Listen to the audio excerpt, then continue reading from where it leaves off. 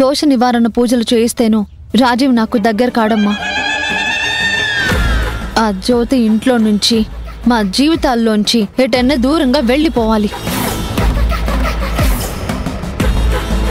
అప్పుడే నాకు నా భర్తతో కలిసిమెలిసి ఉండే అవకాశం దొరుకుతుంది. అది నువ్వు అర్థం చేసుకుంటే మంచిది. జ్యోతి రాజీవ్లు రోజు రోజుకి దగ్గర అవుతున్నారే తప్ప దూరం అయ్యే అవకాశమే కనిపించడం లేదు. నువ్వేమో అవేవి పట్టించుకోకుండా ఇలా పూజలు పునస్కారాలు అంటున్నావు. రాజీవ్ నాకు దగ్గరైనప్పుడు మాత్రమే నేను ఇవన్నీ నమ్ముతాను. వస్తాను.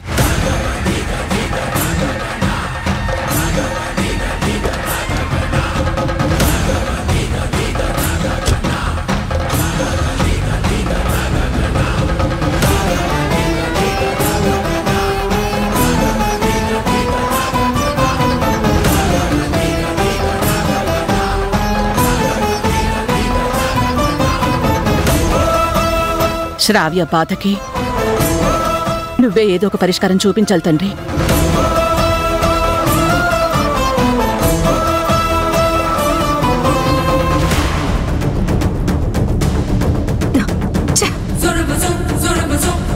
చిత్తరంజన్ గాడు మాత్రం బతికుండడానికి వీలేదు. వాడు ప్రాణాలతో ఉంటే లేనిపోని ప్రమాదం. హాస్పిటల్ బెడ్ మీదే పైలోకాలకు పంపించాలి. ఇప్పుడు నేను హాస్పిటల్కి వెంటనే వెళ్ళాలి.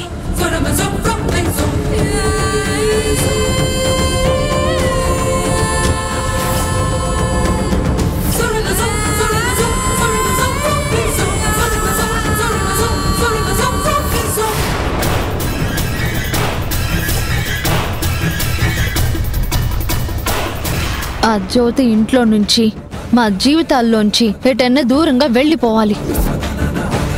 మా అమ్మని నేను దొరబాబు ముందు శ్రావ్య ముందు దోషిని చేయలేనమ్మా. నువ్వు చిన్న మాట పడినా కూతుర్ని నేను తట్టుకోలేను.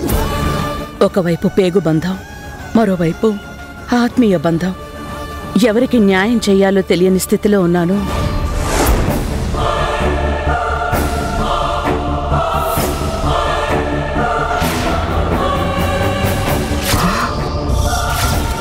శారదా, రావే రా. మా అక్కని చంపేసి ఇలా రోడ్ల మీద దర్జాగా తిరుగుతున్నావా?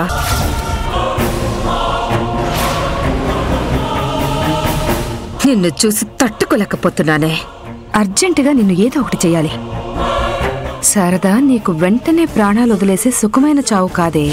జీవితాంతం నేను ఎందుకు బతుకున్నానురా భగవంతుడా అని కుమిలి కుమిలి కుళ్ళి కుళ్ళి చావాలి. అప్పుడే నా పగ చల్లారుతుంది. అందుకోసమే శ్రావ్యని జ్యోతికి వ్యతిరేకంగా వాడుకుంటున్నాను, టార్చర్ పెడుతున్నాను. ఇంకా ఆలస్యం ఎందుకు? స్టీరింగ్ చేతిలోనే ఉందిగా. శారదని గుద్దేస్తే ఓ పనైపోతుంది.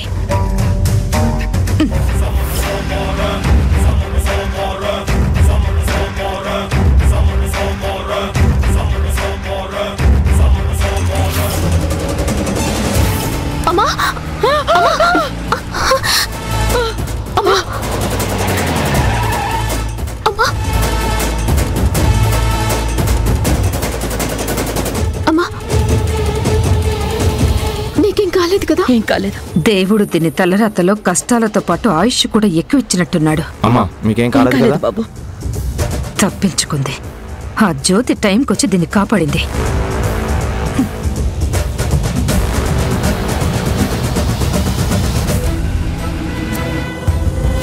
అమ్మా, నీకేం కాలేదు కదా? నాకేం కాలేదమ్మా.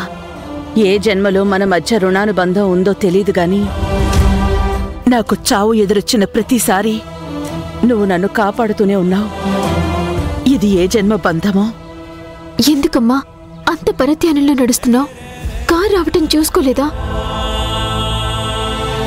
గుళ్ళో శ్రావ్యన్న మాటలు చెప్తే జ్యోతి బాధపడుతుంది.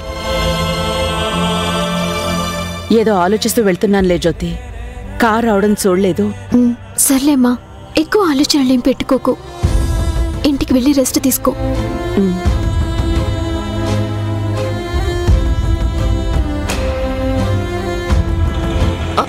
ఆటో ఆటో ఆగు.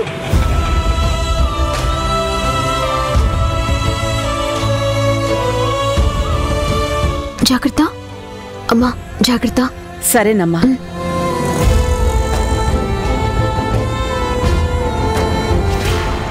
కార్ నెంబర్ నోట్ చేసుకున్నాను. కావాలని యాక్సిడెంట్ చేయాలనుకున్నారు లేక పొరపాటున జరిగిందో ఎంక్వైరీ చేసి తెలుసుకోవాలి.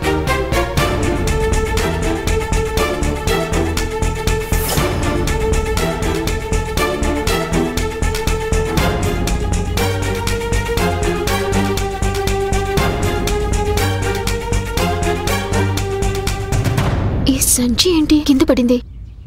అమ్మ సంచా?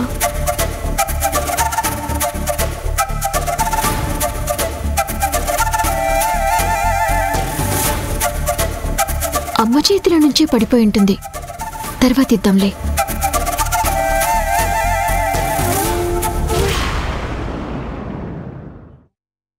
అసలు నా గురించి నువ్వేమనుకుంటున్నావు రాజీవ్? ప్రత్యేకంగా ఏమీ అనుకోవట్లేదు, ఎప్పుడు అనుకున్నట్టే అనుకుంటున్నాను. ఇదిగో ఇదే నీతో ప్రాబ్లం. నన్ను అస్సలు పట్టించుకో, కనీసం నా మూడు కూడా అర్థం చేసుకో. అరే నేను ఇంత కోపంగా ఉన్నాను, ఎందుకు కోపంగా ఉన్నావు శ్రావ్య అని కూడా అడగవా? నువ్వెప్పుడు నవ్వుతూ ఉన్నావని, కొత్తగా ఎందుకు ఇలా ఉన్నావని అడగడానికి. ఎప్పుడు చూసినా అదే చిరాకు మొహం వేసుకొని ఉంటావు కదా. అదంతా కాదు రాజీవ్, నేను ఒకటి అడుగుతాను, నువ్వు స్ట్రైట్గా ఆన్సర్ ఇవ్వు. నాకు మనసులో ఒకటి పెట్టుకొని బయటకు ఒకటి మాట్లాడటం రాదు. ఉన్నదే మాట్లాడతాను, నచ్చిందే చేస్తాను. అడిగిన దానికి చెప్తావా చెప్పవా? నువ్వు అడిగితే చెప్తాను. నువ్వు జ్యోతితో అంత చనువుగా ఉండడం నేను భరించలేకపోతున్నాను. కళ్ళ ముందు నేనున్నానని కూడా పట్టించుకోకుండా మీ ఇష్టానికి రెచ్చిపోతున్నారు. ఇది కరెక్ట్ కాదు. నేను అసలు అది సహించలేకపోతున్నాను. నేను నా ఇష్టం వచ్చినట్టు ఉంటున్నాను, నువ్వు దాన్ని ఎలా తీసుకుంటావో అది నీ ఇష్టం. నేనంటే నీకు ఇష్టం లేదా? నేను ఫస్ట్ నుంచి ఇష్టపడుతుంది, ప్రేమించింది జ్యోతినే. ఆ విషయం నీకు కూడా తెలుసు. అయినా నువ్వు నన్ను ప్రేమించావు, అది నీ ప్రాబ్లం. కానీ నా మనసులో ఉంది, నేను పెళ్లి చేసుకున్నది జ్యోతినే. నన్ను కూడా పెళ్లి చేసుకున్నావు కదా. నాకు నేనుగా చేసుకోలేదు. మా అమ్మను అడ్డు పెట్టుకొని ఎమోషనల్ బ్లాక్మెయిల్ చేయించి నీ మెడలో తాళి కట్టించుకున్నావు. అయినా నేను నీకు వేసింది 2 ముళ్ళే, అది నువ్వు గుర్తుపెట్టుకో.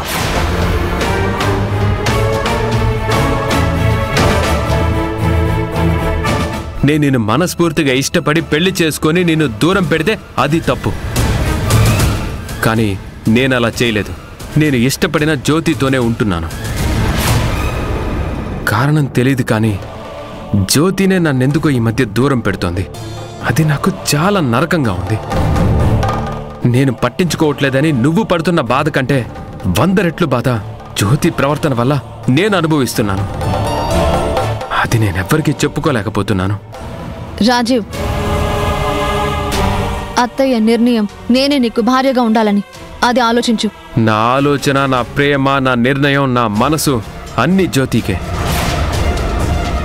అమ్మ నిన్ను సపోర్ట్ చేస్తుంది కాబట్టి నువ్వు నా మనసులో లేకపోయినా నీ ఇంట్లో ఉంటున్నాను, నిన్ను భరిస్తున్నాను. అవన్నీ కాదు రాజీవ్. నువ్వు నాతో బాగుంటావా లేదా, నన్ను ప్రేమగా చూసుకుంటావా లేదా? బలవంతంగా తాళి కట్టించుకున్నంత తేలిక కాదు మనసులో ప్రేమ పుట్టించడం. సరే, నువ్వు అడిగావు కాబట్టి మళ్ళీ చెప్తున్నాను, నా ప్రేమ కేవలం జ్యోతికి మాత్రమే సొంతం. అది నువ్వు అర్థం చేసుకుంటే అందరం హ్యాపీగా ఉంటాం. లేదా నువ్వు మా లైఫ్లో నుంచి వెళ్ళిపోతే మేమిద్దరం హ్యాపీగా ఉంటాం.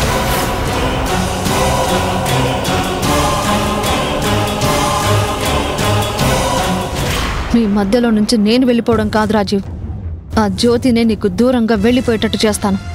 నీ బాధకి ఓదార్పు నేనవుతా. జీవితాంతం నేనే నీతో ఉంటా.